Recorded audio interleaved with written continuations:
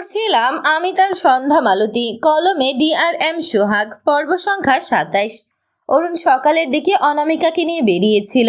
এর আগেও বেশ কয়েকবার দেখা করেছিল তারা, তবে আজ দেখা করে মন খুলে অনেক কথা বলেছে একে অপরকে। অরুণ অনামিকাকে কথা দিয়েছে সে খুব তাড়াতাড়ি অনামিকাকে বিয়ে করবে। কথাটা বলার পর অনামিকার লাজুক দৃষ্টি মেয়েটির মুখে লেগে থাকা উচ্ছ্বাসটা চোখে পড়ার মতো ছিল। অরুণ অনামিকাদের বাড়িতে রেখে তার কিছু কাজে বেরিয়েছিল। ফেরার পথে অনামিকার জন্য বেশ কিছু জিনিসপত্র কিনেছে, শাড়ি, চুড়ি, ফুল, আরও বেশ কিছু জিনিস। মূলত তাদের বিয়ের জন্যই কিনেছে এসব। এখন অনামিকার বাসায় এসেছে এই জিনিসগুলো অনামিকাকে দিতে। এরপর অনামিকা যদি রাজি হয় তবে অনামিকাকে নিয়ে সে আবারও মার্কেটে যাবে। এবার অনামিকার যা যা পছন্দ হয় সে নিজে দাঁড়িয়ে থেকে অনামিকাকে সব কিনে দেবে। মেয়েটা বোধহয় এখনো সংকোচ বোধ করবে। কথাটা ভেবে অরুণ সামান্য হাসল। অনামিকাদের বাড়ির একদম গেটের সামনে এসে দাঁড়ালে অরুণের কপালে ভাঁজ পড়ে। অনেক মানুষ জড়ো হয়ে আছে, ভেতর থেকে শোরগোলের আওয়াজ ভেসে আসছে। অরুণ বুঝতে পারল না হঠাৎ অনামিকাদের বাড়িতে এত মানুষ কেন এসেছে।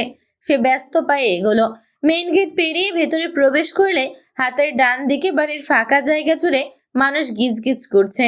এবার অরুণের কানে এত শোরগোলের সাথে সাথে কান্নার আওয়াজও ভেসে আসলো। অরুণের চোখে মুখে চিন্তার এসে ভিড় করলো। মনে প্রশ্ন জাগলো, আঙ্কেল আন্টির কিছু হয়নি তো? অরুণ এবার আর সময় নষ্ট করলো না। সে ব্যস্ত পায়ে সেদিকে এগিয়ে যায়, যেখানে এত এত মানুষ গোল হয়ে দাঁড়িয়ে আছে আর মাঝ থেকে কান্নার আওয়াজ ভেসে আসছে। অরুণ ভিড় সরাতে শব্দ করে বলে, এক্সকিউজ মি, একটু সাইড দিন প্লিজ। অরুণের কথায় অনেকেই সাইড হয়ে দাঁড়ালো, বেশিরভাগ মহিলা মানুষ। তারা সাইড দিলে অরুণ সামনে আরো দু পা এগোয়। সর্বপ্রথম চোখে পড়ে আনিকার দিকে, যে মাটিতে পা ছড়িয়ে শব্দ করে কাঁদছে। পাশে আনিকার বাবা মাও আছে। আনিকার মা আনিকার মতো শব্দ করে কাঁদলেও তার বাবা নিঃশব্দে চোখের পানি ফেলছে। অরুণ চিন্তিত মুখখানা ডান দিকে সামান্য ঘোরায়। চোখ জোড়া আনিকার থেকে সরিয়ে বেখেয়ালে ডান দিকে নিলে দৃষ্টি আটকায় অনামিকার ফ্যাকাশে মুখের দিকে, যার খাটিয়ায় শুয়ে পুরো সাদা কাপড়ে মুড়িয়ে রাখা হয়েছে, শুধু মুখটুকু বেরিয়ে আছে। দৃশ্যটির চোখে ভাসতেই অরুণ যেন কয়েক সেকেন্ডের জন্য একেবারে স্তব্ধ হয়ে যায়। দৃষ্টি জোড়া একেবারে স্থির হয়ে যায়, মস্তিষ্ক একেবারে অকেজো লাগলো। এটা অনামিকা। অনামিকা এভাবে সাদা কাপড়ে মুড়িয়ে শুয়ে আছে কেন? আর কোনো কথা তো বলছে না। এত এত কান্নার আওয়াজে অনামিকাকে উঠে বসছে না কেন? এটা অনামিকা কি করে হয়? অনামিকা তো তাকে দেখলে লজ্জায় মাথা নত করে নেয়, লাজুক হাসে, এলোমেলো দৃষ্টি ফেলে, তবে তার দিকে তাকাতে ভুলে যায় না। এই তো আজ সকালেই হাস্যোজ্জ্বল অনামিকার সাথে তার দেখা হলো, কত শত কথা হলো। তাহলে কান্নার মাঝ থেকে অরুণের কানে কিছু কথাও ভেসে আসে। শুনলাম মেয়েটাকে নাকি জেডি নামের এক উদ্ভট লোক এভাবে ধর্ষণ করে মেরে ফেলেছে। কম কষ্ট পেয়ে মেয়েটা মরেনি। আল্লাহ এমন মরণ কাউকে না দিক। কথাগুলো কানে আসতেই অরুণের মনে হলো তার হৃদয়টা তীব্র আঘাতে একেবারে খণ্ড খণ্ড হয়ে গেল। মনে হলো কান দুটোয় কেউ গরম সীসা ঢেলে দিয়েছে। হাত থেকে শপিং ব্যাগটি অবহেলায় মাটির উপর পড়ে যায়। ছেলেটির মনে হলো তার পায়ের তলার মাটি অস্বাভাবিক কাঁপছে। স্থির দৃষ্টি এখনো অনামিকার মুখে, যে মুখের চতুর্পাশে কাটা কাটা অংশগুলো বড্ড চোখে লাগলো অরুণের। বুকের সাথে সাথে চোখ দুটো বড্ড জ্বালা করে উঠল ছেলেটার। একপাশে সন্ধ্যা দাঁড়িয়ে আছে, কোলে সৃজন। সন্ধ্যা ঝাপসা চোখে অরুণের দিকে চেয়ে আছে। সৃজন মায়ের গলা জড়িয়ে ধরে রেখেছে। এখানের সিচুয়েশন দেখে বাচ্চাটি ভয়ে গুটিয়ে আছে মায়ের কোলে। সন্ধ্যার পাশে সৌম্য দাঁড়িয়ে, আরেক পাশে আকাশ, যার লালিত দৃষ্টি জোড়া অরুণের দিকে। সে দু কদম অরুণের দিকে এগিয়ে আসতেই অরুণ ধপ করে মাটিতে পড়ে যায়। আকাশ আর সৌম্য এক প্রকার দৌড়ে এসে অরুণের দুপাশে বসে। সৌম্য ভাঙা গলায় ডাকে, অরুণ ভাইয়া। আকাশ অরুণের পাশে বসে বা হাতে অরুণের বাহু শক্ত করে রেখেছে, মাথা নিচু, তার চোখ জোড়া বুঝে নেয়। অরুণের চোখ দুটো ভরে উঠেছে। অনামিকার মুখ থেকে দৃষ্টি এক মুহূর্তের জন্য এদিক ওদিক হয়নি। কম্পিত কণ্ঠে আওড়ায়, অনামিকা। ডান চোখ ফেটে জলকণা গড়িয়ে পড়ে ছেলেটার। পুরো শরীর অস্বাভাবিকভাবে কাঁপছে। তার অনামিকাকে কেউ ধর্ষণ করেছে, ছিঁড়ে খেয়েছে তার অনামিকাকে, আর তারপর এই দুনিয়া থেকে বিদায়ও দিয়ে দিয়েছে। অরুণের মনে হলো তার কলিজায় খুব শক্ত একটা কাঁটা বিঁধল, যার জন্য বছরের পর বছর মিথ্যে অপেক্ষা করে গেছে, যার জন্য মেয়েদের সাথে দরকারেও কথা বলতে ভুলে গেছে, যাকে নিয়ে দিনের পর দিন শুধু স্বপ্ন বুনেছে। আর তারপর একদিন সারপ্রাইজ হিসেবে অনামিকাকে পেয়েও গেছে। এই তো তাদের বিয়ের ডেট ফিক্সড হওয়ার পথে ছিল। সেই অনামিকাকে অন্য কেউ ছিঁড়ে খেয়েছে। সেই অনামিকা আর নিঃশ্বাস নিচ্ছে না। অরুণের দম আটকে আসে। সে তার দু হাতে তার গলা চেপে ধরে। হঠাৎই বাচ্চাদের মতো করে শব্দ করে কেঁদে ওঠে। শব্দ করে বলতে থাকে, এই অনামিকা, অনামিকা, তুমি আমাকে বিয়ে করবে না অনামিকা? দেখো, আমি তোমার জন্য শাড়ি কিনে এনেছি, চুড়ি কিনে এনেছি। এটুকু বলতে বলতে কেমন পাগলের মতো মাটি হাতালো অরুণ। হাতিয়ে হাতিয়ে তার আনা শপিং ব্যাগটি নিয়ে অনামিকার লাশের উপর ঢেলে দেয়। এরপর শাড়ির চুড়ি ফুলগুলো উঠিয়ে অনামিকাকে দেখানোর মতো করে বলে, অনামিকা দেখো, আমি তোমার জন্য তোমার পছন্দের জিনিস কিনে এনেছি। অনামিকা ওঠো না, তুমি বলেছিলে তোমার সর্বপ্রথম ইচ্ছে খুব দ্রুত আমার বউ হওয়া। আমি তোমাকে আজকে বিয়ে করবো অনামিকা। ওঠো তুমি। তোমাকে কেউ ছুঁয়েছে বলে তুমি কি ভয় পাচ্ছ অনামিকা? বিশ্বাস করো, আমি ওসব ভুলে যাব। তোমাকে মাথায় তুলে রাখবো, তোমার সব ব্যথা ভুলিয়ে দেব। ওঠো না অনামিকা। কথাগুলো বলতে বলতে অরুণ অনামিকার দিকে ঝুঁকে কান্নায় ভেঙে পড়ে। ডান হাত বাড়িয়ে অনামিকার মুখ এদিক ওদিকে নাড়িয়ে বলে, একবার ওঠো অনামিকা, একবার আমার সাথে কথা বলো। আমার জীবনে অনামিকা নামে তুমির খুব তৃষ্ণা জানো। তুমি আমাকে কথা দিয়েছিলে তুমি আমার বউ হবে। এবার তুমি আর পালাতে পারবে না। আমি তোমাকে আর পালাতেই দিব না। কথাগুলো বলে কোনো রকমে আকাশের দিকে ফিরে। আকাশের দুহাত ধরে হাঁপানি রোগীর মতো বলতে থাকে, আকাশ, ওকে উঠতে বল না। তুই তো জানতি ওর আর আমার বিয়ে হওয়ার কথা ছিল। আমার এই বুকে অনেক স্বপ্ন বোনা আছে ওকে নিয়ে। ও আমার বোনার স্বপ্নগুলো দেখবে না বল? আমি ওসব স্বপ্ন এবার কার সাথে বাস্তবায়ন করব বল? ওকে বল না। আমি আর সময় নিব না। আজকেই বিয়ে করব ওকে। আজকেই ওকে আমার বউ বানাবো। আকাশ মাথা নিচু করে রইল। একটা কিছুই বলল না। অরুণ উত্তর না পেয়ে সৌম্যর দিকে ফিরে কান্না মাখা গলায় বলে, সৌম্য, তুমি একটু বলো না ওকে উঠতে বসতে। তুমি তো খুব ভালো মানুষ। ও তোমার খুব প্রশংসা করতো। তুমি ওকে ডাকলে ও মনে হয় উঠবে। আসলে আমি ওর অভিমান এখনো পুরোপুরি ভাঙাতে পারিনি। ভেবেছিলাম বিয়ের পর সব ধীরে ধীরে ভাঙাবো, কিন্তু ও অভিমান করে কিভাবে শুয়ে আছে দেখো। ওকে একবার ডেকে বলো। আমার খুব কষ্ট হয় ও এভাবে থাকলে। ও তোমার কথা নিশ্চয়ই শুনবে। সৌম্যর কেন যেন দম বন্ধ লাগলো। সে পাথরের মতো চুপ করে রইল। সৌম্যকে এভাবে চুপ দেখে অরুণ সৌম্যকে একটা ধাক্কা দিয়ে চেঁচিয়ে বলে, আরে, তোমরা কেউ আমার কথা কেন শুনছো না? আমাকে কেউ কোনো হেল্পই করছো না? এটুকু বলে অরুণ আবারও অনামিকার লাশের উপর ঝুঁকে অনামিকার গালে হাত দিয়ে কান্না মাখা গলায় বলে, অনামিকা, একটিবার উঠো। একটিবার আমার সাথে কথা বলো।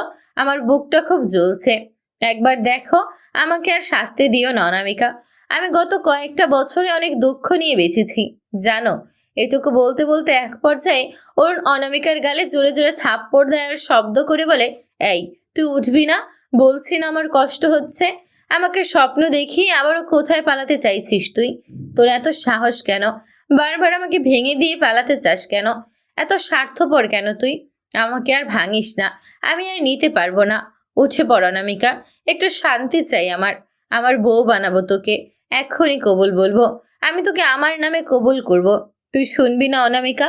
কথাগুলো বলতে বলতে অরুণ খাটিয়ার সাথে বুক ঠেকিয়ে দিয়ে অনামিকার দিকে ঝুঁকে বাচ্চাদের মতো কেঁদে শেষ কবে এভাবে কেঁদেছে সে জানে না।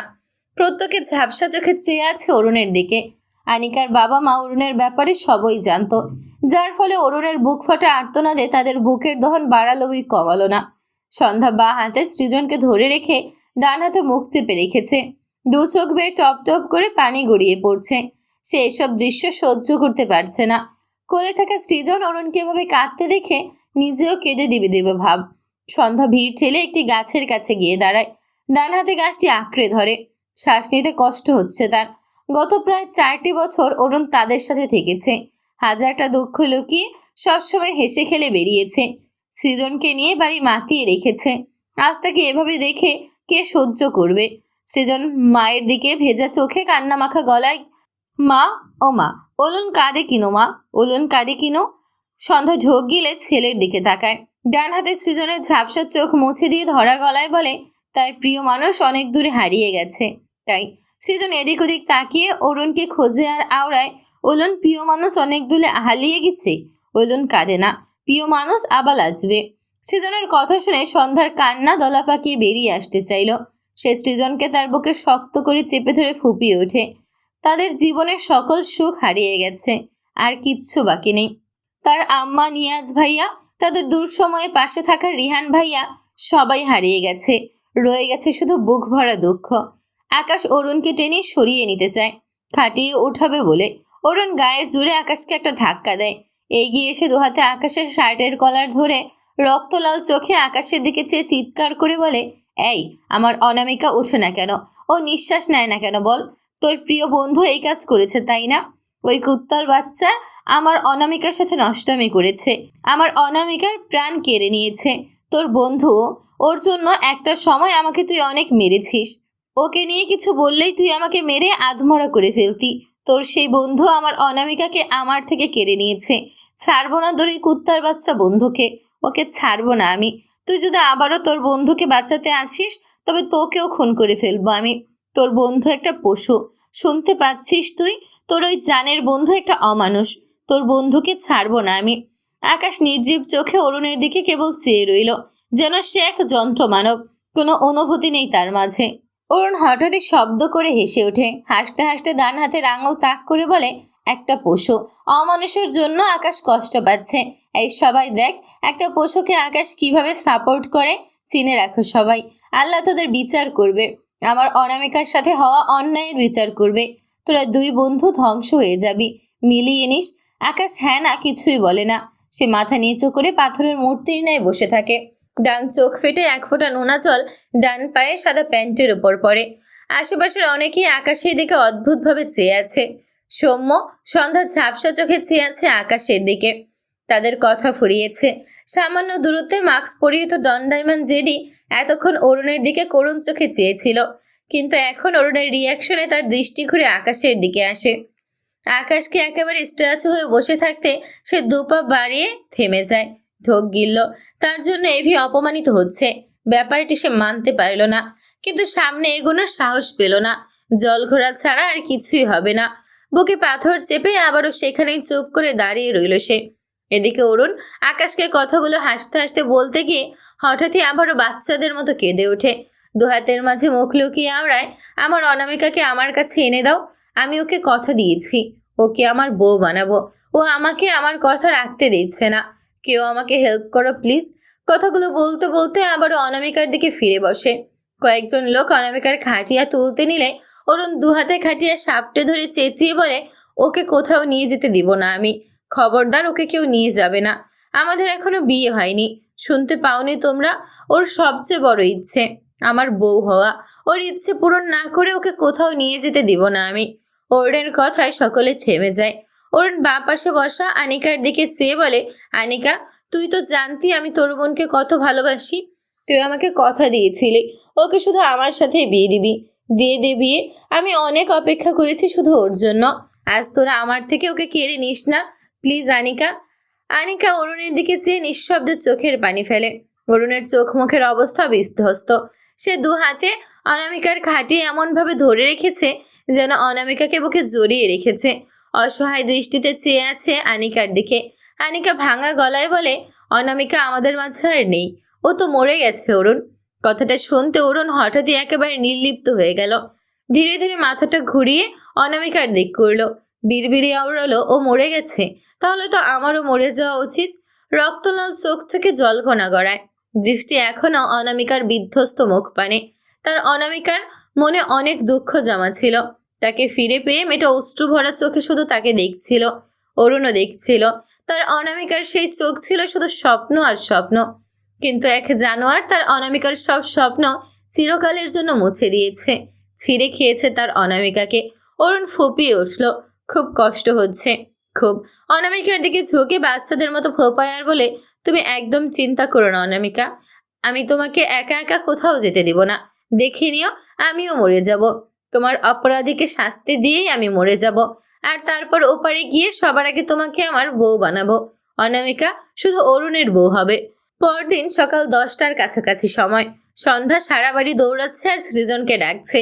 গত 1 ঘন্টা যাবৎ সন্ধ্যা ধীরে সুস্থে সৃজনকে সারা বাড়ি খুঁজেছে, কিন্তু কোথাও না পেয়ে তার মাথা ঠিক নেই। এক পর্যায়ে এসে পাগলের মতো দৌড়াচ্ছে, হাত পা ঠান্ডা হয়ে আসছে। কোথায় গেল তার ছেলেটা? সন্ধ্যা ব্যস্ত পায়ে বাগানের দিকে গেল। সারা বাগান তন্ন তন্ন করে খুঁজল, কিন্তু কোথাও পেল না। সন্ধ্যার মনে হলো তার শরীরে বোধ নেই। দুহাত মুখের কাছে নিয়ে চেঁচিয়ে ডাকলো, সৃজন, আব্বা তুমি কোথায়? কোনো সাড়া নেই। সন্ধ্যার মস্তিষ্ক ফাঁকা লাগে। এখন কি করবে সে?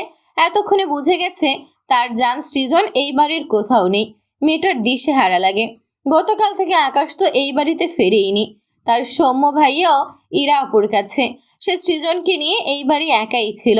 একা ছিল বললে ভুল হবে। সাথে আরো অনেক পুরনো কাজের লোকজন এই বাড়িতেই থাকে। সৃজনকে সে সকালেও বিছানায় ঘুমন্ত অবস্থায় দেখেছে। টুকটাক কাজের জন্য অল্প সময়ের জন্য ঘর থেকে বেরিয়েছিল। এরপর ঘরে এসে আর সৃজনকে পায় না। আগে সৃজন ঘুম থেকে সবার আগে তাকে ডাক দিত। আজ তাকে একটা পর্যন্ত ডাক দেয়নি। উল্টে সারা বাড়ি তন্ন তন্ন করে খুঁজেও ছেলেটার টিকিটিও পায় না। সন্ধ্যার চোখ দুটো ভরে ওঠে। বাচ্চাদের মতো কাঁদতে ইচ্ছে করছে। কোথায় হারালো তার বাচ্চা? সন্ধ্যা এখানে আর দাঁড়ালো না। এক প্রকার দৌড়ে বাসার ভেতরে যায়। আসমানি নয়নের ঘরের দিকে যেতে যেতে বলে, আম্মা, আম্মা, আমার সৃজন। এটুকু বলতেই থেমে যায় সন্ধ্যার কণ্ঠ। সাথে থেমে যায় তার পা। আসমানি নয়নের ঘরের দরজার সামনে এসে বুকটা কেমন যেন ধক করে উঠল। হালকা আলোকিত রুমের কোথাও আসমানি নয়ন নেই। ঘরটি একদম ফাঁকা পড়ে আছে। সন্ধ্যা ডান পা বাড়িয়েছিল ঘরের ভেতর যাওয়ার জন্য। সেই পা আবারও পিছিয়ে আনে। কাকে ডাকছে সে? যাকে ডাকছে সে তো আর এই দুনিয়ার বুকে নেই। আর কোনোদিন তার আম্মা তাদের ডাকে সাড়া দেবে না। তার সৃজনের আর খোঁজ করবে না। এই যে আজ যেমন করছে না। অন্যদিন হলে আসমানি নয়ন নিজেই তার আগে এই বাড়ি মাথায় তুলত। তার কলেজার টুকরো নাতি সৃজনকে খুঁজে পাওয়া যাচ্ছে না বলে। কিন্তু সেসব স্মৃতির পাতায় বন্দী হয়ে গেছে। সেসব আর কখনো বাস্তবায়ন হবে না। মেয়েটার ডান চোখ বেয়ে এক ফোঁটা জল গড়িয়ে পড়ে। দম বন্ধকর অনুভূতি নিয়ে সন্ধ্যা উল্টো ঘুরে এগোয়। শাড়ির আঁচল দিয়ে চোখের পানি মুছে পা চালায় দ্রুত। আসমানি নয়নের ঘরের পাশের ঘরে যায়, যেখানে সে আর সৃজন গত কবছর যাবৎ থাকে। সন্ধ্যা ঘরে এসে বিছানার উপর তার ফোন নিয়ে ডায়াল নাম্বারে সর্বপ্রথম নিয়াজের নাম্বারটি দেখে নিয়াজের নাম্বারে কল করে। ওপাশ থেকে বলা হয় নিয়াজের নাম্বার বন্ধ। সন্ধ্যা আবারও ডায়াল করতে গিয়ে থেমে যায়। কাকে কল দিচ্ছে সে? এই মানুষটা তো আর এই পৃথিবীতে নেই। আকাশ চলে যাওয়ার পর, সৃজন হওয়ার পর সন্ধ্যা যখনই প্রয়োজন পড়তো তখনই সে হয় আসমানি নয়নের থেকে হেল্প পেত, নয়তো নিয়াজের থেকে। কিন্তু সে তার এই আপন মানুষগুলোকে হারিয়ে ফেলেছে। তাদের আর কখনো ফিরে পাবে না। সন্ধ্যার দু চোখ বেয়ে অশ্রু ঝরে। চারদিকটা কেমন শূন্যতায় ঘেরা, যেন কেউ কোথাও নেই। সন্ধ্যার মুখ চেপে কান্না আটকালো। আকাশকে কল করতে চাইলো, কিন্তু আকাশের নাম্বার তার কাছে নেই। গত বছরে কত নাম্বার বদলেছে কে জানে। সে তো ওসব জানে না। এরপর সন্ধ্যা তার সৌম্য ভাইয়াকে কল করতে নেয়। তখনই তার ফোনে আননোন নাম্বার থেকে কল আসে। সন্ধ্যা কি মনে করে ব্যস্ত হয়ে কল রিসিভ করে। সাথে সাথে ফোনের ওপাশ থেকে ভেসে আসে সৃজনের গলা ফাটিয়ে কান্নার আওয়াজ। সন্ধ্যার কলিজা লাফিয়ে উঠল মনে হলো। মেয়েটা হাঁসফাঁস কণ্ঠে ডাকে, সৃজন, আব্বা, কি হয়েছে তোমার? মুহূর্তে সৃজনের কান্নার আওয়াজ কমে এলো। মনে হলো সৃজনের থেকে ফোন দূরে নেওয়া হয়েছে। সাথে অধীরের রসিক কণ্ঠ ভেসে আসে, সৃজন তো আমার কাছে আছে প্রাণ, দেখবি নাকি নিয়ে নিবি, কোনটা? সন্ধ্যা বাক্রুদ্ধ হয়ে যায়। ঢোক গিলে বলে, আমার বাচ্চা কোথায়? অধীর হেসে বলে, আছে আমার কাছেই, আপ্যায়ন করছিলাম আর কি। অতি আপ্যায়নে কান্না করছে। শুনলি তো, বিশ্বাস কর, তোদের বাচ্চার প্রতি একটুও মায়া লাগে না আমার। কখন না জানি ঠুসঠাস মেরে দিই।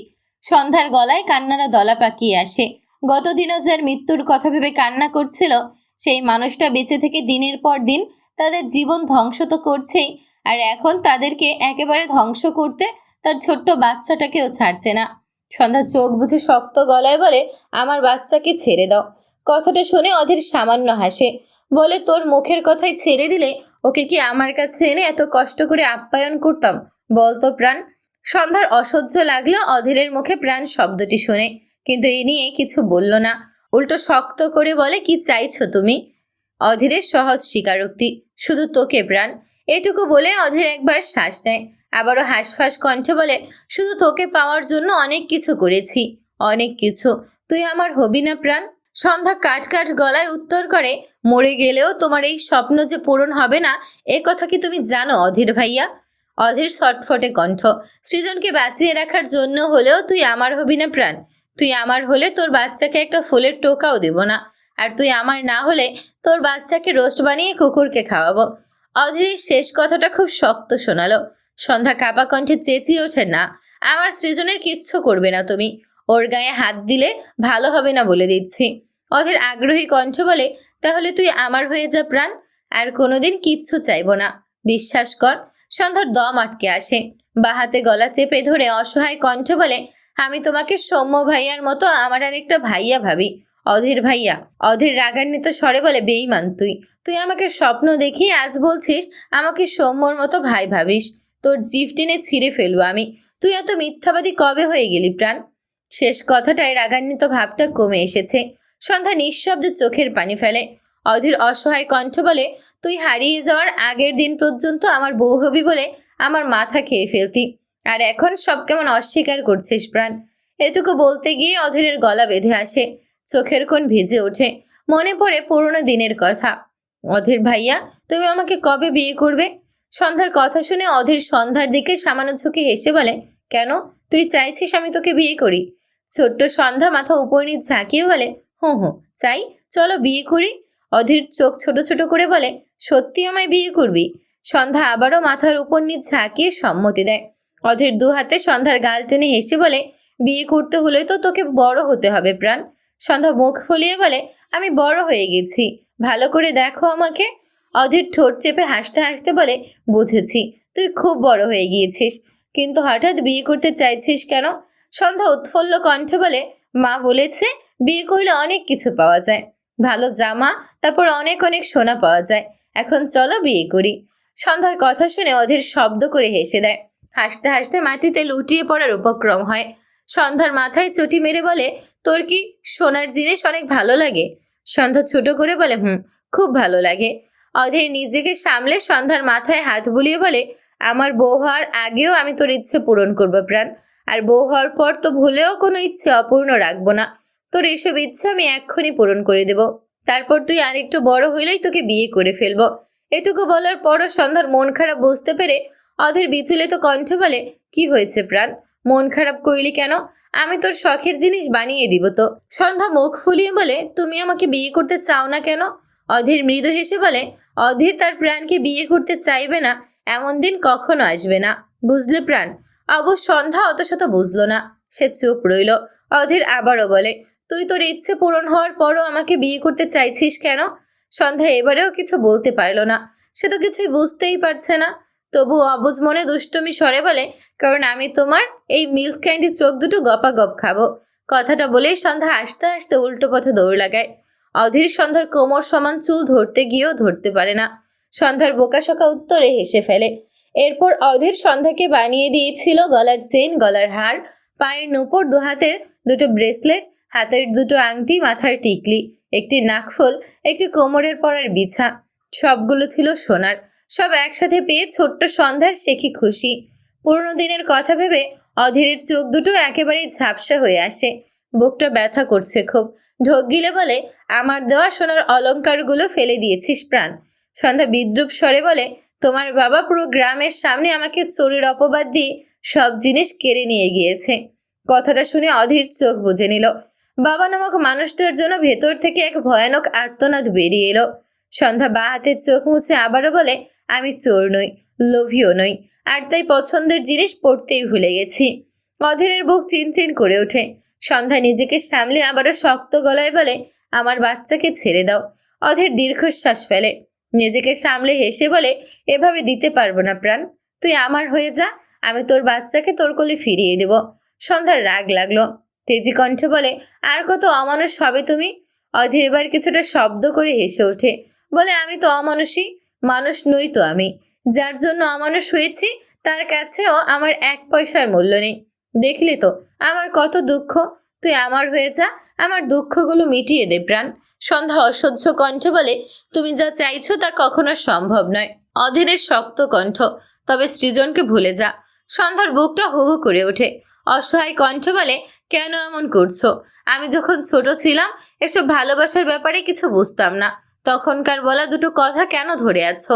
বড় ভাইয়া ছাড়া তোমার প্রতি আমার মাঝে আর কোনো অনুভূতি নেই। আমার স্বামী আছে, সন্তান আছে, একটা সংসার আছে। আমি আমার স্বামী আকাশকে ভালোবাসি অধীর ভাইয়া, তার জায়গা শুধু তারই। প্লিজ বোঝার চেষ্টা করো, আমার সৃজনকে ছেড়ে দাও। অধীরের দম আটকে আসলো, কান থেকে ফোন সরিয়ে নিল। সন্ধ্যার কি সহজ স্বীকারোক্তি, আর অধীরের জন্য এক ভয়ানক বাণী, যে বাণীতে মিশে আছে সন্ধ্যা তাকে নয়, তার প্রিয় বন্ধুকে ভালোবাসে। অধীরের কল কেটে দেয়। ফোনে ক সেকেন্ড কি যেন টাইপ করে ফোন পকেটে রেখে দেয়। সেখানেই পেতে রাখা একটি চেয়ারে বসে, দুপা ছড়িয়ে দিয়ে দুহাত পুরো শরীরটা একেবারে ছেড়ে দেয়। ভাঙা বেসুরো গলায় গুনগুনিয়ে গেয়ে ওঠে, তবু তোমার প্রেমে আমি পড়েছি, বেঁচে থেকেও যেন মরেছি, তোমার নামে বাজি ধরেছি ধরেছি। ডান চোখের কোণে এক ফোঁটা নোনা জল এসে ঠেকেছে। অধীর নড়চড়বিহীন হয়ে আছে। সৃজনের কান্নার আওয়াজ ভেসে আসছে। বিরক্ত হয় খানিক, তবে সেদিকে পাত্তা দিল না। ঘড়ির কাঁটা 10:30-এর কাছাকাছি। আকাশ একটি ফাঁকা জায়গায় গাড়ি থামিয়ে দ্রুত বেরিয়ে আসে গাড়ি থেকে। পায়ে জুতো নেই, পরনে কুচকানো সাদা শার্ট প্যান্ট, চোখে মুখের অবস্থা বিধ্বস্ত, ডান হাতে পিস্তল।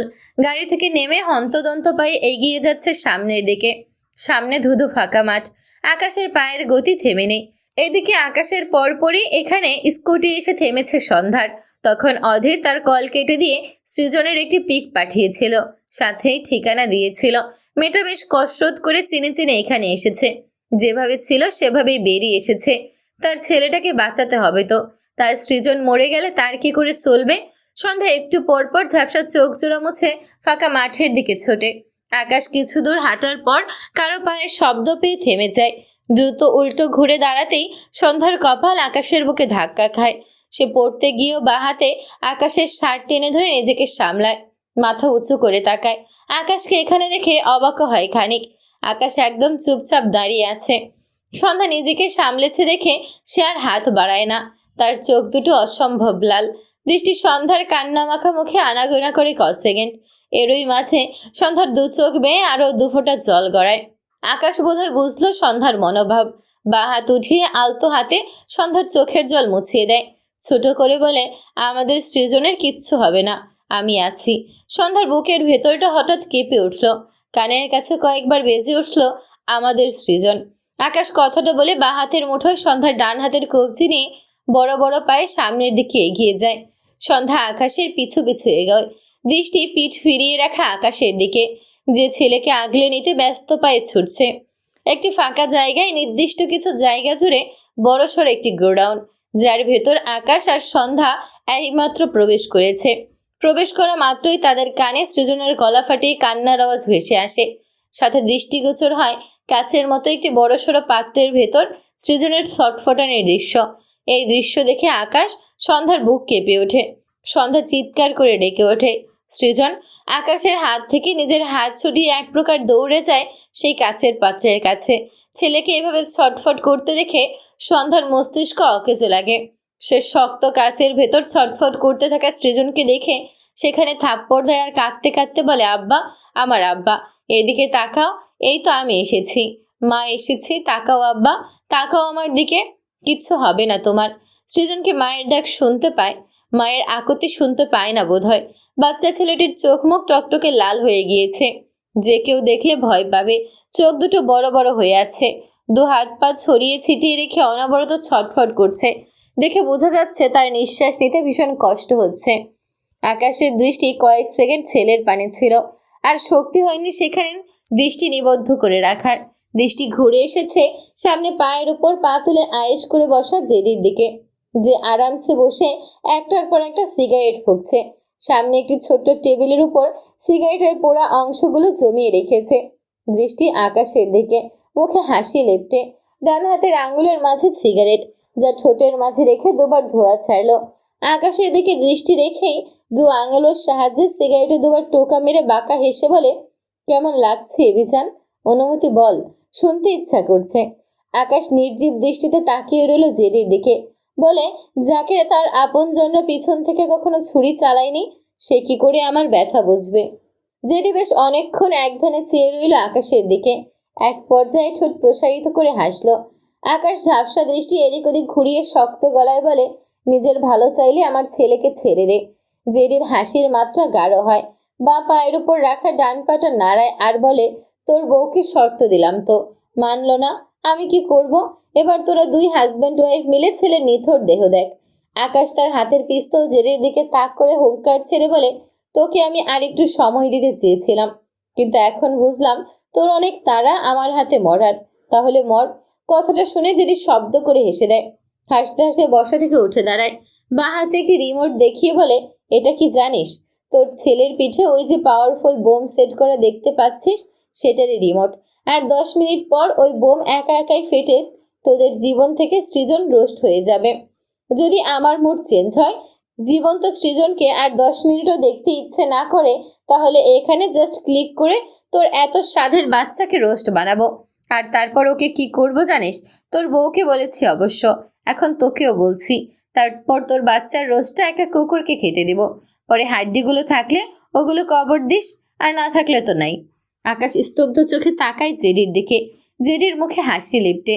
আকাশের দৃষ্টি ঘুরে ছটফটানো কান্নারত বোমা সেট করে রাখা সৃজনের দিকে চোখ পড়ে। জেডি যা বলল সব সত্যি। ওই তো সৃজনের পিঠে বোমা সেট করা, যেখানে সময়টাও দেখা যাচ্ছে। আকাশের মনে হলো তার শরীর ভেঙে আসছে। জেডির দিকে তাক করে রাখা পিস্তলটি ধীরে ধীরে নামিয়ে নেয়। ওদিকে এতক্ষণ সন্ধ্যা তার ছেলেকে একবার ধরার জন্য যেমনি ছটফট করছিল, তেমনি অধীরের কথাগুলো শুনে সে স্তব্ধ হয়ে যায়। বিস্ময় দৃষ্টি ঘুরে যায় অধীরের দিকে। সৃজনকে আটকে রাখা কাচের সাথে নেতিয়ে আসা শরীরটা কোনো রকমে ঠেকিয়ে রেখেছে। তার সৃজন বেঁচে না থাকলে আল্লাহ যেন তাকে এই দুনিয়ায় আর 1 সেকেন্ডও বেঁচে না রাখে। শেষ এই আরজিটুকু আল্লাহর দরবারে খুব যত্নে তুলে রাখলো মেয়েটা। জেডি আকাশকে একেবারে চুপ হয়ে যেতে দেখে এগিয়ে এসে আকাশের সামনে দাঁড়ায়। রিমোটটি উপর দিকে ছুঁড়ে আবারও ক্যাচ করে ধরে হেসে বলে, তোর বাচ্চা ওভাবে ছটফট করছে কেন জানিস? ও ঠিক করে অক্সিজেন পাচ্ছে না। বাচ্চারা নিষ্পাপ সৃজন বাপ মায়ের ভুলে শাস্তি সে পাচ্ছে। অনেকক্ষণ থেকে এভাবে কষ্ট পাচ্ছে। আমার অবশ্য তোদের বাচ্চাকে এভাবে দেখতে ভালোই লাগছে। কি সুন্দর ছটফট করছে দেখ। আকাশ চোখ বুজে নিল। কাপা গলায় বলে, কি চাইছিস তুই? জেরির সহজ উত্তর, তুই তো জানিস এভিজান, আমার প্রাণকে ছাড়া আর কিছুই চাই না আমি। আকাশ তাকায় জেরির দিকে, শক্ত কণ্ঠে বলে, জেগে জেগে স্বপ্ন দেখা বাদ দে। তোর মতো নোংরা মস্তিষ্কের মানুষ আমার সন্ধ্যামালতির ছায়াও মারাতে পারবি না। জেরি আকাশের দিকে চেয়ে রইল। এক সময় যে মেয়ের গল্প করে করে সে এভির কান ছালাপাড়া করে ফেলতো, যে মেয়েকে সে শুধু তার প্রাণ ডাকতো, আকাশও তার সাথে মিলিয়ে জ্যাকের প্রাণ বলতো। আজ সেই মেয়েকেই এভি কি সুন্দর করে আমার সন্ধ্যামালতি বলে সম্বোধন করছে। জেডি মৃদু হেসে বলে, ভালো মস্তিষ্কের মানুষ হলে আমার প্রাণকে আমি পেতাম এভিজান। আকাশের দৃঢ় কণ্ঠ, নো। জেডি হাসে, বলে, কেন পেতাম না? তুই আমাকে কথা দিয়েছিলি তুই নিজ দায়িত্বে আমার প্রাণকে খুঁজে আমার হাতে ওকে তুলে দিবি। আকাশের সহজ উত্তর, কারণ সন্ধ্যামালতি আমার বিবাহিত স্ত্রী, আর আমি কাপুরুষ নই যে আমি আমার স্ত্রীকে আরেক পুরুষের হাতে তুলে দেব। আকাশের কণ্ঠে তীব্র অধিকার বোধ। জেডির মুখ মলিন হয়। খুব দ্রুত নিজেকে সামলে নিয়ে সামান্য হেসে বলে, জানিস এভিজান, আমার প্রাণের পেটে বাঁ পাশে একটা ছোট্ট বাদামি রঙের জন্মদাগ আছে। ওই জন্মদাগে নিয়ম করে ঠোঁট ছোঁয়ানোর স্বপ্ন দেখেছি আমি। এখনো সেই ইচ্ছে আগের মতোই আছে। দিয়ে দে আমার প্রাণকে, আমি আমার ইচ্ছেটা দিবি। কথাটা শুনতেই আকাশের চোখ মুখ শক্ত হয়ে যায়। বা হাতে জেডির কলার ধরে দাঁতে দাঁত চেপে বলে, জ্যাক, আমার সন্ধ্যা মালতীকে নিয়ে এসব মন্তব্য করা থেকে বিরত থাক, নয়তো তোর মুখ আমি ভেঙে দেব। জেডি প্রাণহীন হাসে, বলে, এইটুকুতেই এত জ্বলছে এভিজান? আর তুই যে আমার প্রাণকে গভীরভাবে ছুঁয়েছিস, বাচ্চার মা পর্যন্ত বানিয়ে দিয়েছিস, এটা আমার ঠিক কোথায় গিয়ে লাগে জানিস? আকাশ চোখ বুঝলো, শক্ত গলায় বলে, আমার বাচ্চাকে ছেড়ে দে। জেডি হাতের আধ খাওয়া সিগারেটটি ছুঁড়ে ফেলে আকাশকে একটা ধাক্কা দিয়ে বলে, তোরা আমার কথা না মানলে আমি কি করে তোদের কথা মানবো? এর চেয়ে তোরা আর কিছুক্ষণ ওয়েট কর, তারপর তোদের বাচ্চা। এটুকু বলতেই আকাশ জেডির দিকে এগিয়ে এসে অনুনয়ের সুরে বলে, আমি তোকে কথা দিচ্ছি, আমি সন্ধ্যা মালতীর সাথে থাকবো না। আমি ওর থেকে সবসময় ডিস্টেন্স মেনটেন করে চলবো। তুই আমার বাচ্চাকে ছেড়ে দে জ্যাক, প্লিজ। জ্যাক হেসে বলে, ডিভোর্স দিয়ে আমার হাতে তুলে দিবি? আকাশ রাগান্বিত স্বরে বলে, ইম্পসিবল। আমি বলেছি ডিস্টেন্স মেনটেন করব, নট সেপারেশন, ওকে? জেডি হাতের রিমোটটি ঘোরাতে ঘোরাতে শব্দ করে হেসে বলে, তাহলে তো হবে না এভিজান। হয় আমার প্রাণকে একেবারে ছেড়ে দিয়ে আমার হাতে তুলে দে, নয়তো ছেলের রাশ নিয়ে বাড়ি ফিরে যা। আকাশ রেগে দুহাতে জেডির কলার চেপে ধরে। কিছু বলতে গিয়েও থেমে যায়, গলা বেঁধে আসে। সৃজনের কান্নার আওয়াজ কানে সূচের ন্যায় ফুটছে। বুকটায় বড্ড ব্যথা করছে। বাবা হিসেবে নিজেকে বরাবরই ব্যর্থ আর অসহায় লেগেছে, যার পরিধি আজ কয়েক হাজার গুণ বেড়ে গিয়েছে। আকাশ অসহায় দৃষ্টিজোড়া জেডির দিকে রেখে কণ্ঠে তীব্র অসহায়ত্ব ফুটিয়ে বলে, আমার ছেলেটার তো কোনো দোষ নেই, ওকে ছেড়ে দে জ্যাক। তুই আমাকে মেরে ফেল না, আমি নিজে স্যারেন্ডার করছি তোর কাছে। বিলিভ মি, আমি তোকে ভুল করেও প্রতিহত করব না। জেডির মাঝে তেমন কোনো প্রভাব পড়ল বলে মনে হলো না। সে ঘাড় চুলকে উপহাসমূলক কণ্ঠে বলে, সরি রে এভি, তোর কাছে দুটো অপশন, হয় আমার সন্ধ্যাপ্রাণকে আমার হাতে তুলে দে, নয়তো সৃজনের লাশ উপহার নে। আকাশের মলিন মুখ আরও মলিন হয়। কি করবে সে? কোথায় যাবে? কার কাছে হেল্প চাইবে? হেল্প চাওয়ার মানুষটাই তো বেইমানি করছে।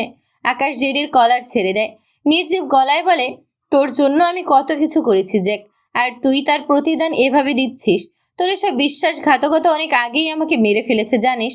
শুধু আমার সন্ধ্যা মালতী আর আমার বাচ্চাটাই বাকি ছিল। এই পর্যায়ে জেডিকে কিছুটা বিভ্রান্ত দেখা গেল। দৃষ্টি সরিয়ে নেয় আকাশের থেকে, ঘাড় ঘুরিয়ে তাকায় সৃজনের দিকে। যে ছেলেটা এখনো সে একইভাবে ছটফট করছে, ঠিক যেভাবে মাছেরা স্থলে এসে বাঁচার জন্য ছটফট করে। অথচ জেডির মাঝে সৃজনের জন্য বিন্দুমাত্র খারাপ লাগা দেখা গেল না। তার দৃষ্টি ঘুরে আসে সন্ধ্যার উপর। মেয়েটা কেমন করুণ চোখে জেডির দিকে চেয়ে আছে, মনে হচ্ছে কোনো পাথর। চোখ দুটো টকটকে লাল। জেডি ঢোক গিলল। সন্ধ্যা সৃজনের দিকে তাকালো, কাচের উপর দুহাত রেখে ছেলের পানে অসহায় চোখে চেয়ে করুণ স্বরে আওড়ায়, মা তোমাকে একা একা কোথাও যেতে দিব না, আমার আব্বা চান তুমি। আরেকটু অপেক্ষা করো, মা তোমাকে ঠিক বাঁচিয়ে নেব, কিচ্ছু হবে না তোমার। কথাগুলো বলে সন্ধ্যা এক পর্যায়ে ফুঁপিয়ে উঠল। এই কাচের ভেতরে তার সৃজন মরণ যন্ত্রণায় ছটফট করছে। সে আর পারছে না ছেলের এই আহাজারি দেখতে, আর সহ্য হয় না। সন্ধ্যা খুব কষ্টে নিজেকে সামলায়, কাচের উপরেই ছেলেকে কয়েকটা চুমু আঁকে। এরপর ধীরে ধীরে উঠে দাঁড়ায়। দুর্বল পা দুটো টেনে জেডির দিকে এগিয়ে আসে। পা থেমে যায় আকাশের পাশাপাশি এসে। ভাঙা গলায় বলে, আমার বাচ্চাটাকে ছেড়ে দাও অধীর ভাইয়া প্লিজ। জেডি জিভ দ্বারা শুকনো ঠোঁট ভিজিয়ে বলে, তবে আমার শর্ত মেনে নে। এটুকু বলে জেডি প্যান্টের পকেট থেকে একটি কাগজ কলম বের করে আকাশের দিকে বাড়িয়ে দিয়ে মৃদু হেসে বলে, ডিভোর্স পেপার, দুইজন সাইন করে দে, আমি তোদের বাচ্চাকে ছেড়ে দিচ্ছি। আকাশ সন্ধ্যা দুজনেই বিস্ময় চোখে চেয়ে আছে জেডির ধরে রাখা ডিভোর্স পেপারটির দিকে। তখনও কানে ভেসে আসছে সৃজনের বাঁচার জন্য চিৎকার করা কান্নার আওয়াজ। বুকে অসহনীয় ব্যথা, কানে বিষের নেয় সৃজনের কান্নার আওয়াজ। নিজেদের বাচ্চাকে বাঁচাতে নিজেদের বিচ্ছেদ, সব মিলিয়ে আকাশ সন্ধ্যার শরীর মন দুটোই ভেঙে আসে। সন্ধ্যার দু চোখ ফেটে নোনা জল গড়ায়। মা হয়ে সৃজনকে নিজের চোখের সামনে কিভাবে মরতে দেখবে? আর আকাশ, সৃজন যার অংশ, সেই মানুষটার সাথে একেবারে বিচ্ছেদ নিয়েই বা কি করে বাঁচবে? গত কয়েকটা বছর যত কষ্টই করুক, দিন শেষে একটি সত্য কথা জল করত, আকাশ সন্ধ্যার স্বামী। কিন্তু আজ সেই পরিচয়টুকু তার জীবন থেকে মুছে ফেলতে হবে। কান্নারা সন্ধ্যার গলায় দলা পাকিয়ে আসে। আকাশ জেডির দিকে কেমন করে চেয়ে আছে। সন্ধ্যা মালতীর সাথে বিচ্ছেদ, এর চেয়ে তো সারা জীবন দূরত্বই বেশ ভালো ছিল। সে কেন লোভী হতে গেল? কেন লোভী হয়ে সন্ধ্যা মালতীর সাথে দূরত্ব মেটাতে চাইল? জেডি আকাশ আর সন্ধ্যার দিকে বেশ কয়েকবার তাকালো। এরপর এপাশ ওপাশ হাঁটতে হাঁটতে তাড়া দিয়ে বলে, খুব বেশি সময় নেই, আর মাত্র মিনিট। ফার্স্ট ভেবে কাজ সেরে ফেল, ব্যাপারটা তোদের সৃজনের জন্যই ভালো হবে। আকাশ আর সন্ধ্যা দুজনেই কান্নারত সৃজনের দিকে তাকালো, যে সেই একইভাবে ছটফট করছে, শ্বাসকষ্টের রোগীর মতো বারবার হাঁ করছে একটু শ্বাস নেওয়ার আশায়। বাচ্চাটির চোখ মুখ অসম্ভব লাল, আর মিনিট এভাবে থাকলে তাদের সৃজন এমনিই মরে যাবে। বোমার আর প্রয়োজন পড়বে না। ছেলের অবস্থায় আকাশ সন্ধ্যার বুক ফেটে যাওয়ার উপক্রম হয়। সন্ধ্যার দু চোখ বেয়ে বর্ষণের ন্যায় অশ্রুকণা ঝরে। আকাশ দমবন্ধ অনুভূতি নিয়ে জেডির দিকে ফিরে তাকায়, ঢোক গিলে বলে, আমি সন্ধ্যা মালতীকে তোর জন্য ছেড়ে দিলে ওপারেও ওকে পাবো না। এটা আমি করতে পারবো না। মেরে ফেল আমার বাচ্চাকে। দুনিয়ার জীবন তো শেষ নয়। আমি আর আমার সন্ধ্যা মালতী দুনিয়ার এই সংক্ষিপ্ত জীবন পেরিয়ে ইহজীবনে আমাদের বাচ্চার সাথে মিলিত হওয়ার অপেক্ষা করব। সাথে তোর হিসাব নিকাশ। এই সংক্ষিপ্ত জীবনের জন্য হেরে গেলাম এক স্বার্থপর বাবা। কথাটা শুনতেই আকাশের পাশে দাঁড়ানো সন্ধ্যা চেঁচিয়ে বলে, আমি আমার বাচ্চাকে। বাকিটুকু বলার আগেই আকাশ ডান হাতে সন্ধ্যার মুখ চেপে ধরে। সন্ধ্যা ছাড়া পাওয়ার জন্য ছটফট করে। সে তার বাচ্চাকে ছাড়া কি করে থাকবে? কখনো পারবে না সে। গলা ফাটিয়ে কাঁদতে ইচ্ছে করছে তার। মেয়েটির ছলছল দৃষ্টি অধীরের দিকে, যে চোখে কত শত আর্জি, আহাজারি মিশে আছে। সন্ধ্যার দৃষ্টিতে জেডির দৃষ্টি মিললেও জেডির মনে দয়া হলো না। সে দৃষ্টি ফিরিয়ে আকাশের দিকে তাকালো। আকাশের এটুকু রিয়াকশন সে বোধহয় আশা করেনি। আরও কিছু আশা করেছে। আকাশ জেডির চঞ্চল দৃষ্টিতে দৃষ্টি রেখে ধরা গলায় বলে, আমি তোকে কখনো ক্ষমা করতে পারবো না জ্যাক। অরুণ অনামিকার কবরের পাড়ে বসে আছে। সেই যে গতকাল তার থেকে অনামিকাকে জোর করে ছাড়িয়ে নিয়ে কবর দিয়ে দিল, সেই থেকে তার আর নড়চড় নেই। একবারের জন্য দু চোখের পাতা বন্ধ হয়নি। গতকাল সন্ধ্যা পেরিয়ে রাত হয়েছে, রাত পেরিয়ে সকাল এসেছে, বেলা বেড়েছে। অরুণ এখনো সে একইভাবে বসে আছে, দৃষ্টি অনামিকাকে চাপা দেওয়া মাটির উপর, হাত পায়ে মাটি দিয়ে পুরো মেখে আছে। হঠাৎই অরুণ কবরের দিকে ঝুঁকে কান পাতে, কিছু শুনতে চাইছে বোধহয়, কিন্তু কোনো আওয়াজ না পেয়ে অরুণ করুণ সুরে ডাকে, অনামিকা, অনামিকা, অনামিকা। কোনো সাড়া না পেয়ে অরুণের বুকটা কেমন হাহাকার করে উঠল। আনিকার হাজবেন্ড সকালে একবার অরুণকে ভেতরে নিয়ে যাওয়ার জন্য টেনে গিয়েছে, কিন্তু নিয়ে যেতে পারেনি। এখন আবার এসে অরুণকে কবরে এভাবে কান পাততে দেখে অসহায় দৃষ্টিতে তাকালো। ছেলেটা এক রাতেই একেবারে নিস্তব্ধ হয়ে গেল। মনে হচ্ছে অনামিকা অরুণ দুজনেই হারিয়ে গেছে। পার্থক্য শুধু অনামিকার দেহ নিয়ে হারিয়েছে, আর অরুণের কেবল দেহটা রয়ে গেছে। আনিকার হাজবেন্ড এগিয়ে এসে অরুণের পাশে দাঁড়ায়। হাঁটু গেড়ে বসতে নিলে পায়ের সাথে একটি বড়সড় বক্স বেঁধে যায়। লোকটির কপালে ভাঁজ পড়ে। মনে হচ্ছে মোটামুটি বড় সাইজের একটি ট্রাঙ্ক এটা। সে কৌতূহল বশত ট্রাঙ্কের ছিটকিনি খোলে। ঢাকনা উঁচু করলে দৃশ্যমান হয় একটি মানুষের মাথা সহ শরীরের প্রতিটি অঙ্গ প্রত্যঙ্গ, যেগুলো একটার পর একটা সাজিয়ে রাখা। অনামিকার হাজবেন্ড ভয় পেয়ে চেঁচিয়ে ওঠে। কারেন্ট শক খাওয়ার মতো দুহাত পিছিয়ে যায়। এইদিকে কারো চেঁচানোর শব্দে অরুণের কপালে বিরক্তির ভাঁজ পড়ে। সে ধীরে ধীরে উঠে বসে, বাদিক ফিরলে তার চোখেও একই দৃশ্য ধরা দেয়। অরুণের মাঝে তেমন ভাবান্তর দেখা গেল না। অনামিকাকে হারানোর শোক কোনো কিছু দাবিয়ে যেতে পারছে না। অরুণের চোখে পড়ে কাটা মাথার উপর একটি সাদা কাগজ। সে তার বাঁ হাত বাড়িয়ে কাগজটি নিয়ে মেলে ধরলে সর্বপ্রথম চোখে পড়ে 2 লাইন। যাওয়ার আগে আমার তরফ থেকে তোর জন্য ছোট্ট একটি উপহার, হি রেভড অনামিকা। মাঝে পাতা ভর্তি অনেক লেখা, যার একেবারে শেষ লাইন, এভি আমায় ঘৃণা করে, ভীষণ ঘৃণা করে। ওর ঘৃণার তালিকায় আমার স্থান শীর্ষে। আজ তুই খুব খুশি হয়েছিস তাই না অরুণ? অরুণের হাত কাঁপছে। অস্পষ্ট স্বরে আওড়ায়, জেডি। হাতের কাগজটি ছুঁড়ে ফেলে অতি ক্লান্তিতে নুয়ে পড়া শরীরটা টেনে তুলে এলোমেলো পায়ে এগিয়ে যায়। শার্টের হাতা দিয়ে কবার চোখের জল মুছে নেয়। আনিকার হাজবেন্ড বেশ কয়েকবার ডাকলো অরুণকে। অরুণ শুনল না, বিড়বিড় করলো, ওকে আকাশ মেরে ফেলবে। মিটিমিটি আলোয় ঘেরা একটি ঘরে একজন লোক হাত পা মুখ বাঁধা অবস্থায় পড়ে আছে। ছটফট করছে ছাড়া পাওয়ার জন্য, কিন্তু বারবার ব্যর্থ হচ্ছে। তবে আশেপাশে কেউ না থাকায় বেশ অনেকক্ষণ যাবৎ চেষ্টা করায় হাত পায়ের বাঁধনগুলো ঢিলে হয়ে এসেছে। লোকটি সুযোগ বুঝে থেমে থেমে বারবার চেষ্টা করতে থাকে। অনেকটা সময় পর সে হাতের বাঁধন পুরোপুরি ছুটিয়ে ফেলতে সক্ষম হয়। লোকটির চোখে মুখে উৎফুল্লতা ঘিরে ধরে। সে ব্যস্ত হাতে পায়ের বাঁধন, মুখের বাঁধন খুলে ফেলে। ঘরের এক কোণায় একটি ল্যাপটপ রাখা, যেখান থেকে একটি পেন ড্রাইভ খুলে পকেটে ভরে এক প্রকার দৌড়ে দরজার কাছে। দরজা টানলে দেখলো দরজা খোলাই আছে। সে দ্রুত ঘরের ভেতর থেকে বেরিয়ে আসে। তখনই পাশের রুম থেকে আরেকটি ছেলে বেরিয়ে আসে।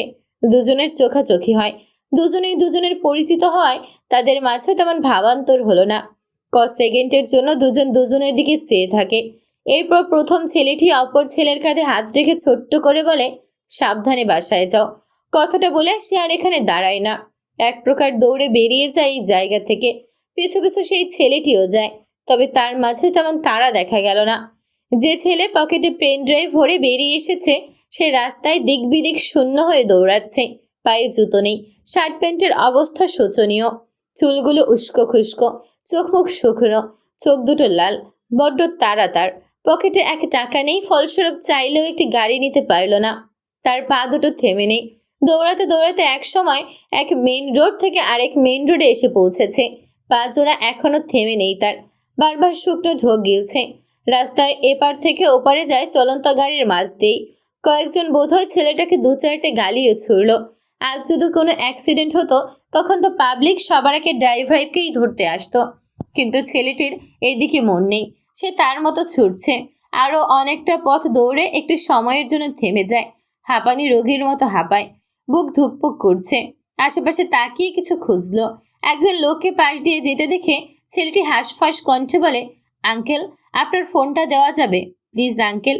লোকটি এমন উস্কো খুস্কো ছেলের দিকে কেমন করে যেন তাকালো। দেখে ভালো ঘরের ছেলে মনে হচ্ছে, কথাবার্তাও ভালো, কিন্তু এভাবে পাগলের মতো করছে কেন বুঝলো না। পা দুটোও খালি, আবার ফোন চাইছে। ভদ্রলোক এত না ভেবে পাঞ্জাবির পকেট থেকে ফোন বের করে ছেলেটির দিকে দিলে ছেলেটি দ্রুত ফোনটি নিয়ে আকাশের নাম্বারে ডায়াল করে ফোন কানে ধরে। আকাশের ফোন রিসিভ হয় না। ছেলেটি বেশ কয়েকবার কল করেও আকাশের ফোনে না পেয়ে তীব্র হতাশার শ্বাস ফেলে ভদ্রলোককে ফোনটি ফিরিয়ে দিয়ে আবারও দৌড় লাগায় একটি নির্দিষ্ট গন্তব্যে পৌঁছতে। বিড়বিড় করে, please JD, stop the game. Soumya রাতটুকু ইরার সাথে থেকে সকাল সকাল সন্ধ্যাদের বাড়ি আসছিল সন্ধ্যার খোঁজ নিতে। আজকাল মেয়েটাকে একবার ফোনে না পেলেই টেনশনে কিচ্ছু ভালো লাগে না। তাদের জীবনে তো দুঃখের শেষ নেই, বিপদের শেষ নেই, আর তাই সে নিজ বাড়িতে মনটি পারে না।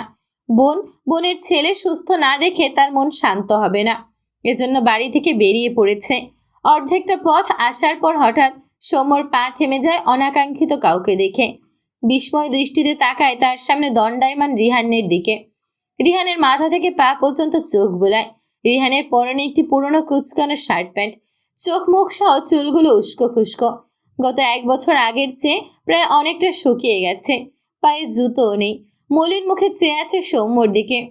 কিছুক্ষণ আগে যে দুজন ছেলে এক বদ্ধ কুটির থেকে ছাড়া পেয়েছে, তাদের মধ্যে দ্বিতীয় ছেলেটি রিহান, যার মাঝে তেমন কোনো তাড়া ছিল না বোধহয়। মনে বড্ড তাড়া ছিল, কিন্তু শরীর অত্যধিক দুর্বল হয় পা চালাতে পারছিল না। তাই ধীরে সুস্থেই বাড়ির পথে হাঁটছিল। টাকা নেই, রাস্তা চেনা নেই, সব মিলিয়ে একটু একটু করে অনেককে জিজ্ঞেস করে করে এগোচ্ছিল। পথিমধ্যে সৌম্যর দেখা পেয়ে গেল। সৌম্য রিহানের দিকে চেয়ে অস্ফুট স্বরে আওড়ায়, রিহান। রিহান দুর্বল পায়ে এগিয়ে এসে সৌম্যকে জড়িয়ে ধরে, ভাঙা গলায় বলে, তোরা কি কেউ আমায় খুঁজিসনি সৌম্য? আমার তোদেরকে খুব মনে পড়তো। সৌম্য স্তব্ধ হয়ে দাঁড়িয়ে আছে। সে রিহানের কথা ঠিক বুঝতে পারছে না। রিহান বেঁচে থাকলে গতকাল অধীর তাকে কেন বলল সে রিহানকে মেরে ফেলেছে? শুধু এটুকুই নয়, বলেছে কেটে নদীতে ভাসিয়ে দিয়েছে। অধীর তাকে মিথ্যে কেন বলল? সৌম্যর মস্তিষ্ক কাজ করে না, কিছু বুঝতে পারে না। জেডি এপাশ ওপাশ হাঁটতে হাঁটতে আকাশ আর সন্ধ্যার দিকে চেয়ে হেসে বলে, তোরা কি এই ডিভোর্স পেপারে সাইন করবি, নাকি তোদের বাচ্চার করুণ অবস্থা নিজ চোখেই দেখবি বলতো?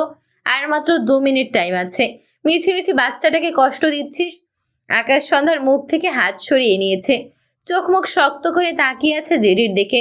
সন্ধ্যা আকাশের থেকে ছাড়া পেয়ে ভেজা চোখে আরেকবার কান্নারত সৃজনের দিকে তাকায়। ছেলেকে এখন আগের চেয়েও খারাপ অবস্থায় দেখে দম আটকে আসে মেয়েটার। মনে মনে খুব করে আল্লাহকে ডাকে। এদিকে জেডি নিজের মতো হাসতে হাসতে আবারও বলে, মিসেস আসমানি নাওয়ানকে মারলাম, নিয়াজকে মারলাম, আরও কতজনকে মারলাম। গত 1 বছরে 1000 বার তোদের বাচ্চাকে মারতে গিয়ে ব্যর্থ হয়ে আজ সফল হতে যাচ্ছি। কথাগুলো শুনে আকাশ চোখ বুঝে নিল। দম বন্ধ হয়ে আসছে, আর সইতে পারছে না ছেলের আর্তনাদ, আর পারছে না প্রিয় বন্ধুর এইরূপ সহ্য করতে। বুকটা ফেটে যাবে বোধহয়। এদিকে সন্ধ্যা ভস্ম করা দৃষ্টিতে তাকায় জেডির দিকে। এতগুলো মানুষের খুনি শুধুমাত্র এই অধীর নামের জানোয়ার। একে বাঁচিয়ে রাখলে তার আম্মা, তার বিপদের বড় ভাই নিয়াজ ভাইয়া, ওদের সাথে বেইমানি করা হবে। সন্ধ্যা এদিক ওদিক তাকিয়ে আশেপাশে কিছু খুঁজল। সামান্য পিছন দিকে দেয়ালের সাথে একটি তলোয়ারের মতো কিছু একটা দেখতে পায়। সন্ধ্যা যদিও ঠিক করে বুঝলো না এটা কি, তবে হাত বাড়িয়ে জিনিসটির মাথা ধরে সামান্য টান দিতেই বেরিয়ে আসে চকচকে ধারালো তলোয়ার। সন্ধ্যা জিনিসটি দেখে ঢোক গেল। নিজেকে শক্ত করে জেডির দিকে চেয়ে সামান্য এগিয়ে এসে রাগান্বিত স্বরে চেঁচিয়ে ওঠে, অনেক মানুষ মেরেছিস, এবার নিজে মর। কথাটা বলতে বলতে সন্ধ্যা তার হাতের তলোয়ারটি অধীরের বুক বরাবর তাক করে। তখনই আকাশ মাঝপথে তার ডান হাত উঠিয়ে সন্ধ্যার বাড়িয়ে দেওয়া তলোয়ারের মাঝ বরাবর শক্ত হাতে চেপে ধরে। সন্ধ্যার রাগান্বিত দৃষ্টি অধীরের পানে। ফোঁস করতে করতে বলে, আমাকে ছাড়ুন, আমি ছাড়বো না এই জানোয়ারকে। ওর কোনো অধিকার নেই এই পৃথিবীতে বেঁচে থাকার। অধীর বিস্ময় দৃষ্টিতে সন্ধ্যার দিকে চেয়ে আছে। সন্ধ্যার চোখ মুখ লাল হয়ে উঠেছে, মুখাবে তার প্রতি তীব্র ক্রোধ ঝরে পড়ছে। অধীর ঢোক গিলল। দৃষ্টি নামিয়ে সন্ধ্যার বাড়িয়ে দেওয়া তলোয়ারটির দিকে তাকায়। দৃষ্টি আটকায় তলোয়ারের মাঝ বরাবর আকাশের চেপে রাখা শক্ত হাত। আকাশের হাত বেয়ে টপ টপ করে তাজা রক্ত গড়িয়ে পড়ছে। অধীর ব্যথাতুর নয়নে তাকায় আকাশের হাতের দিকে, কিন্তু সে এগোলো না আকাশের দিকে। ঢোক গিলল 2 বার। এরপর দৃষ্টি উঠিয়ে আকাশের চোখের দিকে তাকায়। আকাশের চোখ দুটো এতটাই লাল যেন মনে হচ্ছে টোকা দিলেই এই 2 চোখ বেয়ে রক্তের বৃষ্টি ঝরতে শুরু করবে। আকাশের চোখের সামনে ভেসে ওঠে মায়ের আদরে আব্বা ডাক। মনে পড়ে মায়ের আদরে হাত মাথায় বোলানোর দৃশ্য। মনে পড়ে যে কোনো বিপদে মায়ের কাছে ছুটে গেলে মা তাকে কত যত্ন করে আগলে নিত। এত এত ভালোবাসা দিন শেষে আকাশের চোখের সামনে ভেসে ওঠে। শেষবার মায়ের মুখ ফিরিয়ে নেওয়ার দৃশ্য, আর তারপর মায়ের মরা মুখটা দেখার সৌভাগ্যটুকুও তার হয়নি। যার পিছনে কেবলমাত্র তার সামনে দাঁড়িয়ে থাকা তার নামে প্রিয় বন্ধু জ্যাক দায়ী। সেদিন নিয়াজের শেষ সময়ের দৃশ্যগুলো স্মৃতির পাতায় উকি দিতে ভুলল না। সবশেষে তার কলিজার টুকরো সৃজনকেও বাদ রাখল না তার সেই নামের প্রিয় বন্ধু। যেটি আকাশকে স্ট্যাচু হয়ে দাঁড়িয়ে থাকতে দেখে মৃদু হেসে বলে, এত মানুষকে মারলাম, তবু আমার প্রতি আমার এভিজানের ভালোবাসা বিন্দুমাত্র কমল ন। বাকিটুকু বলার সুযোগটুকু আর হয় না অধীরের। আকাশ তলোয়ারটির মাঝ বরাবর ধরে রাখা অবস্থাতেই তার রক্তমাখা হাতের তলোয়ারটি জেডির বুকে একদম বাঁ পাশে গেঁথে দেয় সর্বশক্তি দিয়ে। তলোয়ারের যেখানে আকাশ ধরে রেখেছিল, অর্থাৎ তলোয়ারের পুরো অর্ধেকটুকু অংশ পুরোটাই জেডির বুকে গেঁথে দিয়েছে আকাশ, যার ফলে আকাশের হাত গিয়ে ঠেকেছে জেডির বুকে। আকাশের হঠাৎ আক্রমণ জেডি বিন্দুমাত্র আন্দাজ করতে পারেনি। আপনা আপনি বড় হয়ে যায়। নয়ের পর আকারটুকু অধীরের জিভে আটকে যায়। চোখ দুটো একেবারে স্থির করে আকাশের চোখে রাখা। টলমলে দু চোখ বেয়ে দুফোঁটা নোনা জল গড়িয়ে পড়ে। একই সময় আকাশের রক্তলাল দু চোখ বেয়ে দুফোঁটা নোনা জল গড়ায়। দু বন্ধুর দৃষ্টি দু বন্ধুর দিকে। আকাশ জড়িয়ে যাওয়া কণ্ঠে আওড়ায়, জানি আমি তোর প্রিয় তালিকা থেকে অনেক আগেই কেটে গিয়েছি, কিন্তু তুই হাজারটা অন্যায় করার পরও আমি আমার প্রিয় তালিকা থেকে তোকে মুছতে পারিনি। আর আজ তুই আমার সেই প্রিয় মানুষের বুকে ছুরি চালাতে বাধ্য করলি। এত কষ্ট না দিলেও পারতি জ্যাক। আমি তোকে কখনো ক্ষমা করব না আমার সবচেয়ে প্রিয় ভাইকে আমার হাত দিয়ে এত নির্মমভাবে কেড়ে নেওয়ার অপরাধে। অধীরের দৃষ্টি নিভু নিভু হয়ে আসে। সে তলোয়ার কিনে এনেছে, তার প্রাণ তলোয়ারটি এগিয়ে দিয়েছে, আর তার জান বন্ধু তার বুকে সেই তলোয়ার গেঁথে দিয়েছে। কথাটা ভেবে অধীর তার ঠোঁটের কোণে খুব সামান্য ব্যথাতুর একখানা হাসি ফোটায়। খুব কষ্টে ডান হাতের দু আঙুল দিয়ে তার গার্ডদের উদ্দেশ্যে কিছু ইশারা করতেই তারা দ্রুত দুজনকে কাছের ভেতর থেকে সৃজনকে বের করে আনে। এতক্ষণে সৃজনের সব শক্তি ফুরিয়েছে, যার ফলে কান্নার আওয়াজও আর বের হয় না। কিন্তু এতক্ষণ শ্বাস নেওয়ার জন্য যেভাবে ছটফট করছিল, এখন শ্বাস নিতে পেরে একটু শান্ত হয় বাচ্চাটি। একজন গার্ড সৃজনের বেঁধে রাখা ফেক টাইম বোমা খুলে ছুঁড়ে ফেলে দেয়। এরপর এগিয়ে গিয়ে সন্ধ্যার দিকে নেতিয়ে পড়া সৃজনকে বাড়িয়ে দিয়ে ভদ্রতা সূচক বলে, ম্যাম, আপনার বাচ্চা। সন্ধ্যার বিস্ময় দৃষ্টি সেই বোমাটির দিকে, যেখানে 10 মিনিটের জায়গায় আরও কত মিনিট পেরিয়েছে কে জানে, অথচ জিনিসটির কোনো রিয়াকশন নেই। সন্ধ্যা সৃজনকে কোলে নিয়ে শক্ত করে তার বুকে চেপে ধরে। দৃষ্টি ঘুরিয়ে তাকায় অধীরের দিকে, যার টলমলে ব্যথাযুক্ত হাস্যোজ্জ্বল মুখটা তার পানে। সন্ধ্যার বুক ধুক ধুক করছে। জেডির হাত থেকে রিমোট পড়ে যায়। ততক্ষণে সে দাঁড়িয়ে থাকার শক্তিটুকু হারায়। ঝাপসা দৃষ্টিজোড়া সন্ধ্যার থেকে সরিয়ে আকাশের দিকে রাখে। তারপরই ধপ করে বসে পড়ে মেঝেতে, দুহাত ছেড়ে দেয়। জেডি পড়ে যেতেই আকাশের হুঁশ ফিরল যেন। জেডিকে পড়ে যেতে দেখে আকাশের বুক ধক করে ওঠে। সে জেডির সাথে সাথে দ্রুত বসে পড়ে। চোখের পলকে জেডির বুক থেকে তলোয়ারটি টেনে বের করে। জেডি মৃদু আর্তনাদ করে ওঠে। আকাশের দৃষ্টি হারা লাগে। সে জেডির রক্ত মাখা বুকে দুহাতে বুলায়, ঝাপসা চোখে জেডির দিকে চেয়ে অসহায় কণ্ঠে আওড়ায়, জ্যাক, জ্যাক, তুই ঠিক আছিস? বলতে বলতে আকাশ রক্তে মাখা দুহাত জেডির গালে রেখে ভাঙা গলায় ডাকে, জ্যাক, কথা বল, এই জ্যাক। জেডি নিভু নিভু টলমলে চোখে আকাশের দিকে চেয়ে রয়। খুব করে জিজ্ঞেস করতে ইচ্ছে করলো, এবার আমাকে তোরা ভালো না বাসলেও করুণা করে হলেও মনে রাখবি তো অভিযান। কিন্তু জেডির মুখ দিয়ে শব্দ বের হয় না। এত কথা বলার দম এখন আর নেই তার। বারবার চোখ দুটো বুজে আসছে। আকাশ তার দুহাত জেডির গালে রেখে জেডিকে ঝাঁকিয়ে ভাঙা গলায় বলে, জ্যাক, টাকা, চোখ বন্ধ করিস না, টাকা আমার দিকে। আই এম সরি জ্যাক, চল তোকে এক্ষুনি ডক্টরের কাছে নিয়ে যাব, কিচ্ছু হবে না তোর। এই বলে আকাশ জেডির শক্তপোক্ত শরীরটা টানতে লাগলো। জেডির টলমলে দু চোখ বেয়ে আবারও টুপ করে দুফোঁটা নোনা জল গড়িয়ে পড়ে। মুখ নাড়িয়ে কিছু বলতে চাইল বোধহয়, কিন্তু উচ্চারণ করার শক্তি পেল না। মনে মনেই কথাগুলো আউড়িয়ে নেয়, ফাইনালি আই সাকসিডেড। আল্লাহ তবে আমার সকল ক্লান্তির ইতি ঘটিয়েই দিল। বিদায় এভিজা।